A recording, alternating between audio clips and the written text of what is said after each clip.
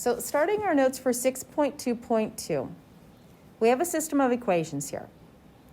I want you to look very carefully at this system of equations, about the way that it's set up.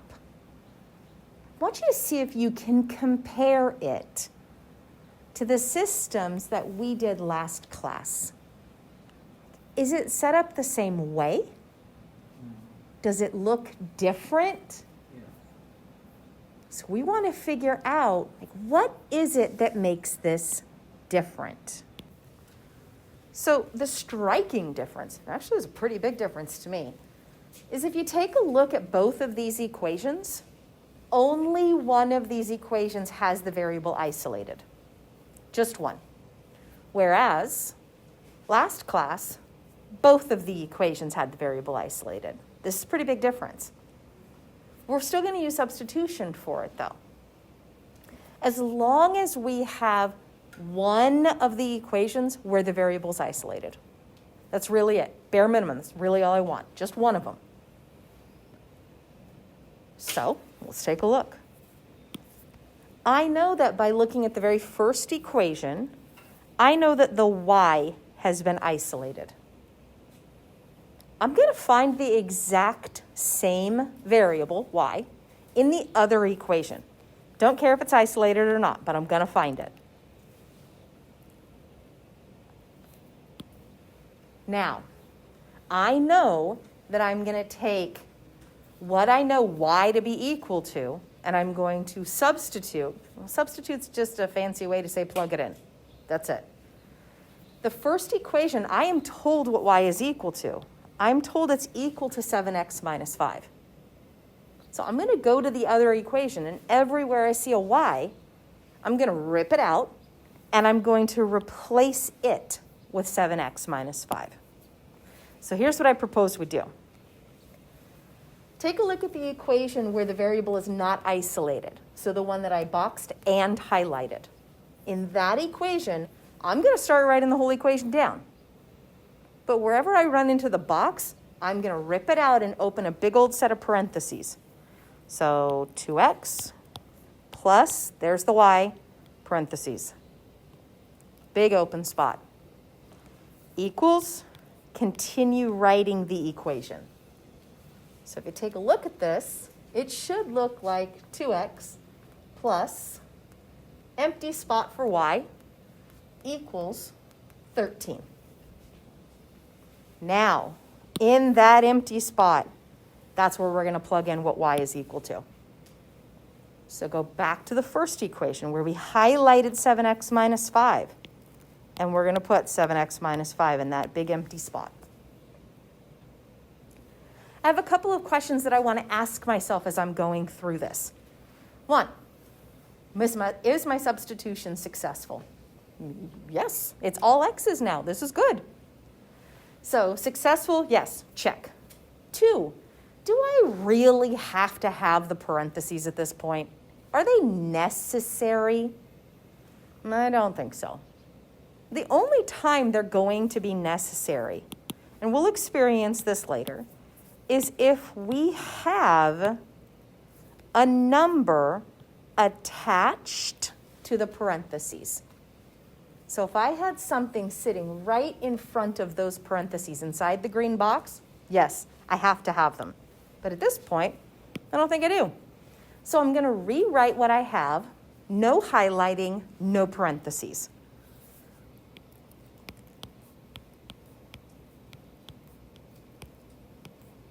From here, I'm going to solve for x.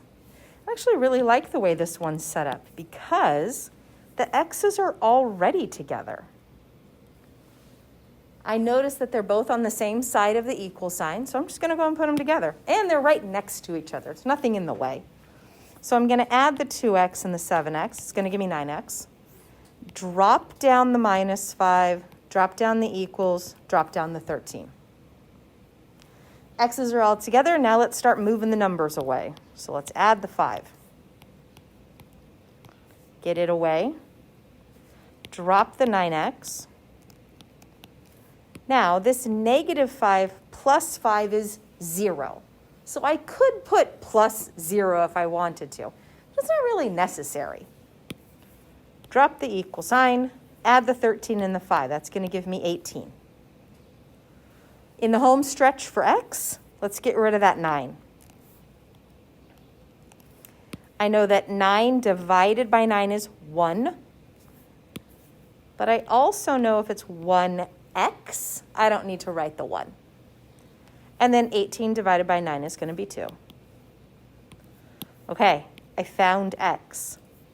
But just like the other problems that we did, you gotta find y. So go back up to the original, choose the equation you prefer. I personally really like the one where the y was isolated. So that's the one I'm going to use. So I'm going to copy down my y equals 7x minus 5. Pay very close attention to what I solved for. So I know the answer for x. Just make sure you plug it in for x. So y equals 7. I'm going to use parentheses when I plug it in. My x that I just found, which was 2. And then don't forget that minus 5. And I'm going to go through the same process. Do I really need the parentheses here? Yes, because there's a 7 stuck to them. So let's go ahead and multiply the 7 and the 2. That's going to give me 14. Drop the minus 5. And then when I subtract those, I think I get 9. Now that we have an answer for both x and y, we can write our solution. So what you'll notice is a lot of the process that I followed is still the same. I'm still plugging one thing into another. I'm still solving for x and y. I'm still trying to find what would be the point of intersection. It's only that very beginning portion that's slightly different.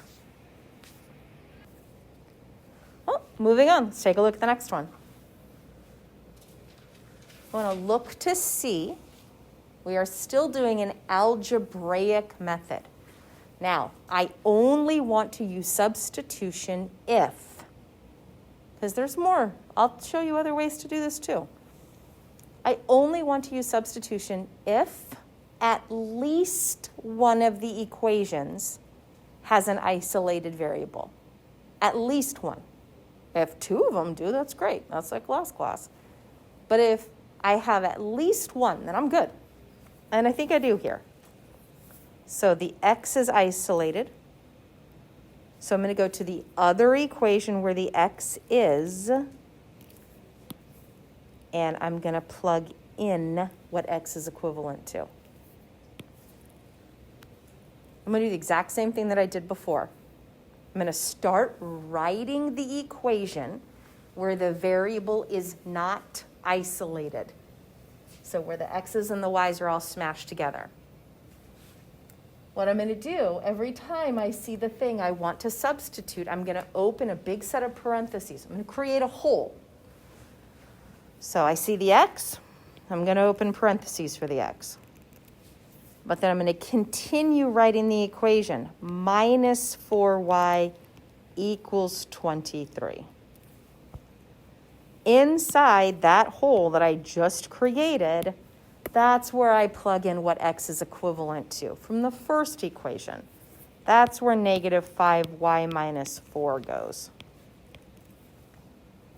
And I run through my questions. And they're just little quick checks. 1, is my substitution successful? Yes. There's no more x's in this. It's not a mix of variables anymore.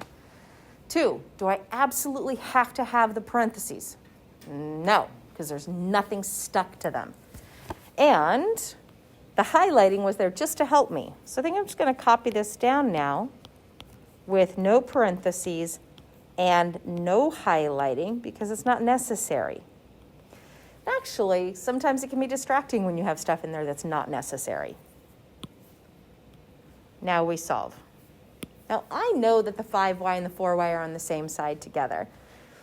But I think I'm just going to get rid of the 4 in between them. Just get it out of the way. So I'm going to add that 4 to the other side. I'll still combine the y's on the left-hand side in just a minute. So drop my negative 5y. That negative 4 plus 4 is technically 0, so I could write plus 0 if I want, but that's not necessary. Drop down the negative 4y, add the 23 and the 4. It gives me 27. Combine like terms. That's going to give me a negative 9y. Drop the 27, and then divide by negative 9. Okay, negative 9 divided by itself, I know it's just 1. So this is 1y, and I think that gives me a negative 3 when I divide. But now I solved for y first this time, which you guys know from last class. That's fine. That's totally fine. Doesn't matter which one you solve for first. You just need to make sure you solve for both of them. Same idea. Go back to one of the original equations. Choose the one that you like the best. I like the one where the variable was isolated. So I'm going to take x equals negative 5y minus 4. I did solve for y, so make sure you plug in the y. Get x equals negative 5. Yes, I need parentheses. Plug in what we found, which is negative 3, and then drop down the minus 4. Now from here, just obey order of operations. I know that's going to give me 15. And then 15 minus 4 is going to give me 11. So I think we have the whole thing, which means now we can write a solution. So a solution in alphabetic order. X first, then y. Well, the x is 11. The y was negative 3.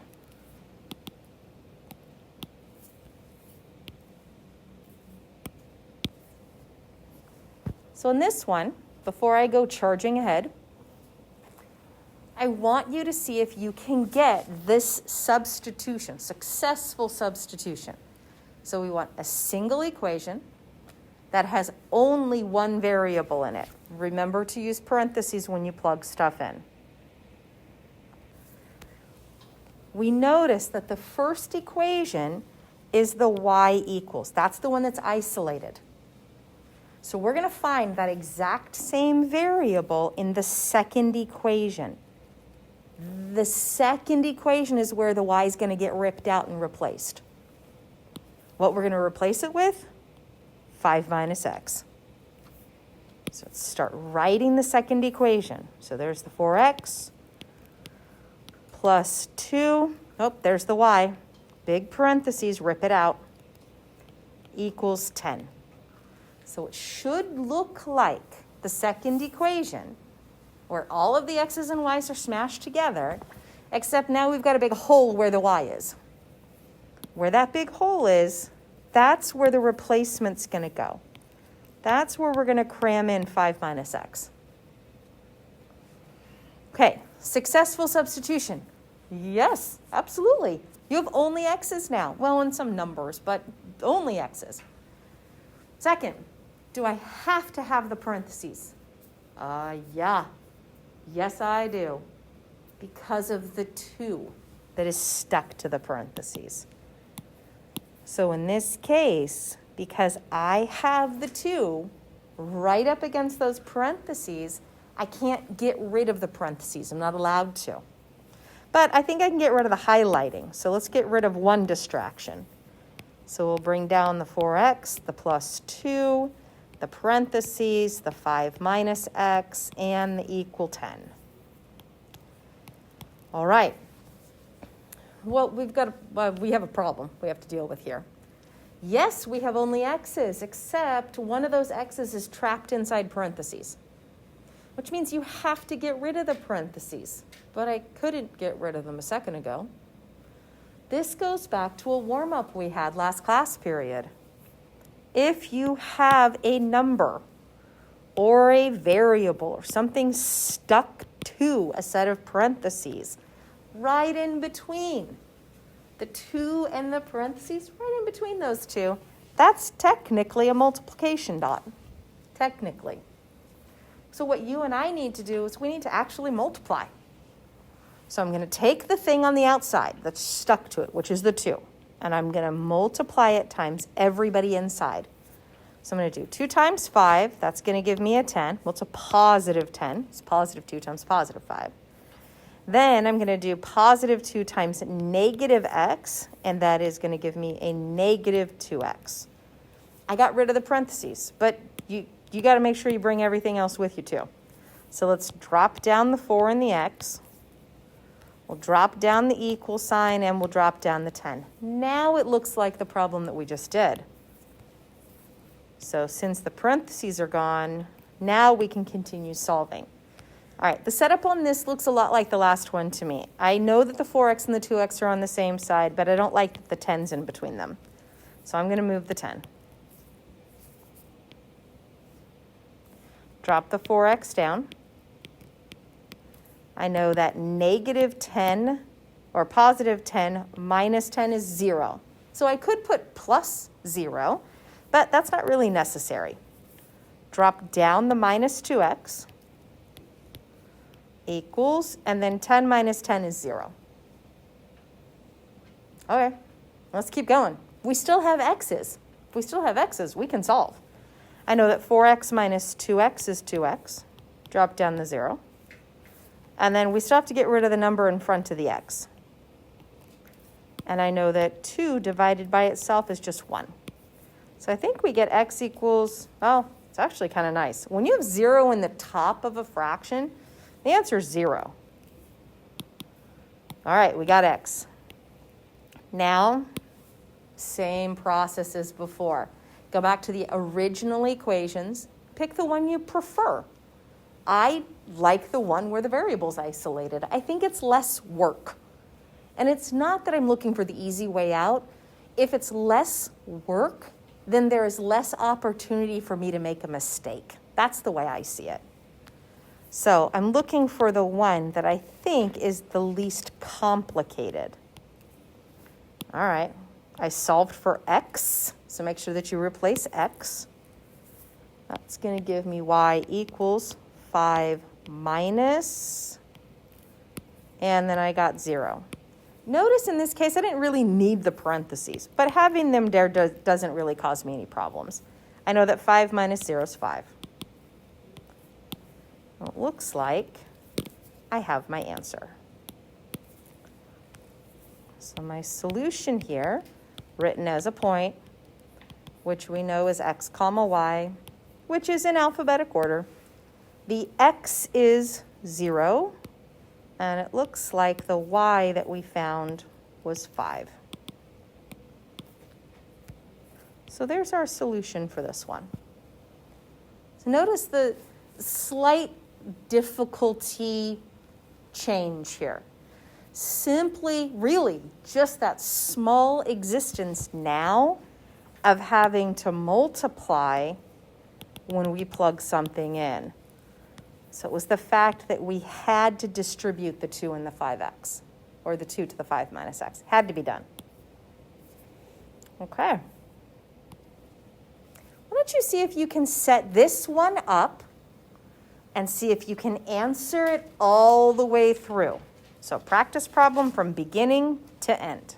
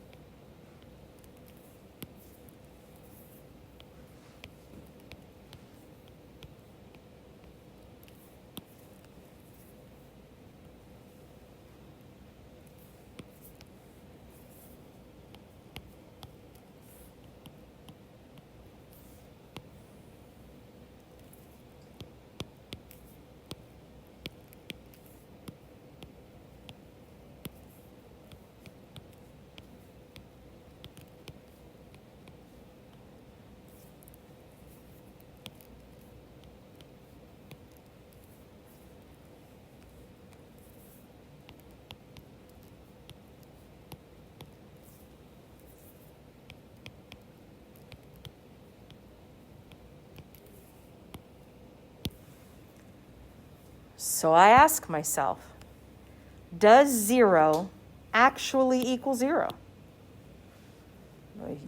Yes, of course it does. 0 doesn't equal anything else except 0. This is a true statement. If this is true, then the answer is infinite solutions.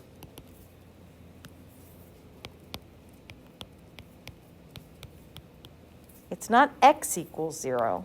It's not 0 equals 0. It's infinite solutions. Basically what this is saying, since the x's disappeared, variables are all gone, and I ended up with a true statement, basically it doesn't matter what you plug in for x. It's going to work, no matter what. You can plug 8 in to the equation. It'll work. 5? Yep. -2. 2/3 if you wanted to. Yep. It'll work. Any x value that you plug into the equation where you combined the two together. So after the substitution occurred, so right there in the green box, any x value you plug in is going to work. Anything. Because anything will work, that means everything can be plugged in and everything is going to work. That's the infinite solutions.